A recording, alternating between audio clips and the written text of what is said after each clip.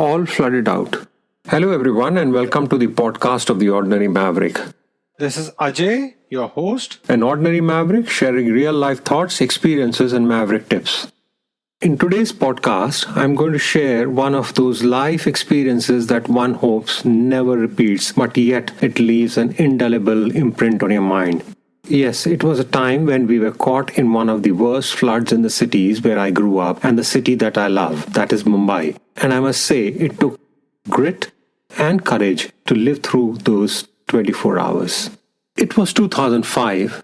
To be precise, it was 26th July 2005, known in the history as the day Mumbai stood still. The city that never sleeps brought to a complete standstill, and I was in the middle of it. Or rather, myself, my wife, and my two little daughters were in the middle of it.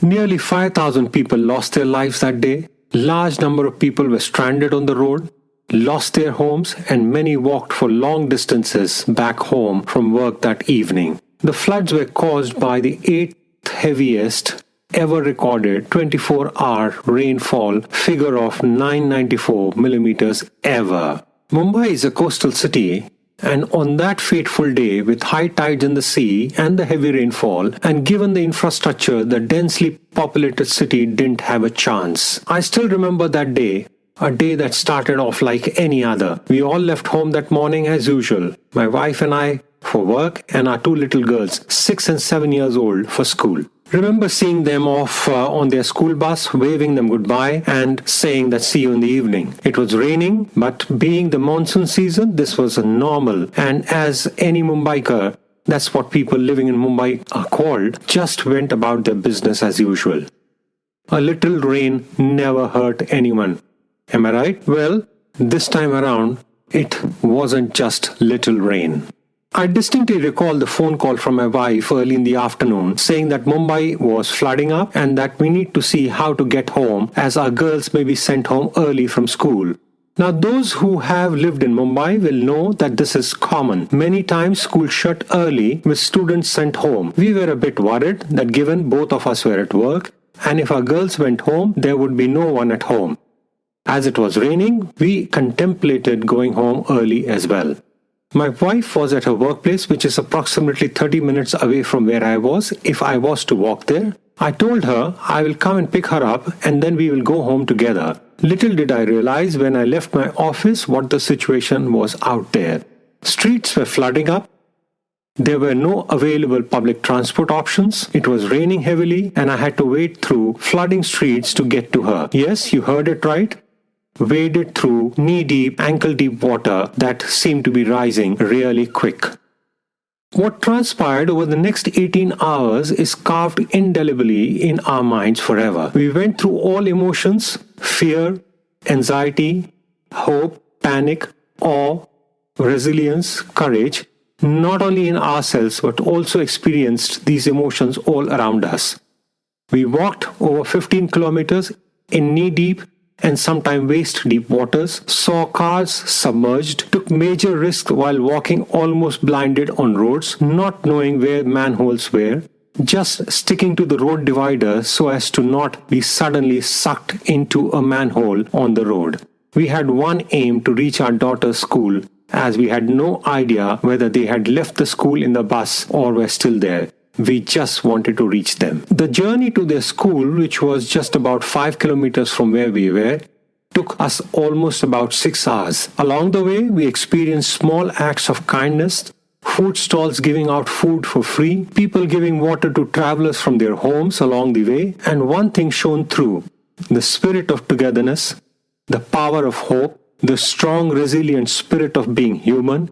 It was awe-inspiring and, if experienced, never to be forgotten. We did eventually reach our daughter's school and gosh, what a scene. The entire school, with close to 5,000 children, were all stranded in the school. The entire ground floor was waist deep in water and all children were in various classrooms on the floors above. Mumbai was plunged into darkness that night, as all electricity cables were down and no network coverage was there. The residents of the surrounding buildings around the school cooked food for the children and teachers and contributed to make sure every child had a glass of milk that night.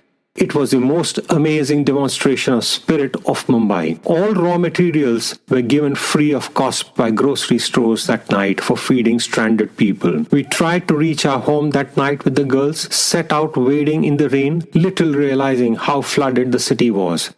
We got a lift with a newspaper reporter in his car when he saw both of us walking, holding our girls up on our backs, and sitting in one place in the car, stuck in the floods, then getting out and trying to see if he can still reach our home, and then recall reaching an area where the sea waters and the roads were all one, and all we could see was this big black body of water. It was actually scary. We went back to the school, slept on the floor in the classrooms in our wet clothes, and set out the next morning towards our home, wading through the waters once again and walking for over 4 hours to finally reach home. What an experience! But all along, one thing was clear. We were together and focused. Reaching home safely was our goal, and we did it. This brings to my mind one of the other experiences I have had when working with the Special Olympics group. Truly, disability is in our minds. One can truly do whatever one wants if determined. My experience with the Special Olympics is for another podcast. The day Mumbai stood still for me was truly a demonstration of power of the human spirit, and one which I and several of us, my family, friends and people of Mumbai experienced. Unlocking the power of human spirit can be the most life-changing experience. Through the day, I witnessed firsthand how we lifted each other up physically, emotionally. Kindness was reciprocal. You gave it and you received it. No questions asked, and with no expectations of any return. We were together, connected in the true spirit of kindness and oneness, with a common goal to get through the challenge together. That's the Maverick spirit. Keep going, keep focused, and one will get to the final destination. Write in your comments, share your feedback. I would love to hear from you. And for some more Maverick tips, do subscribe to the Ordinary Maverick podcast. This is Ajay signing off and wishing you an amazing day ahead. Keep well, keep safe.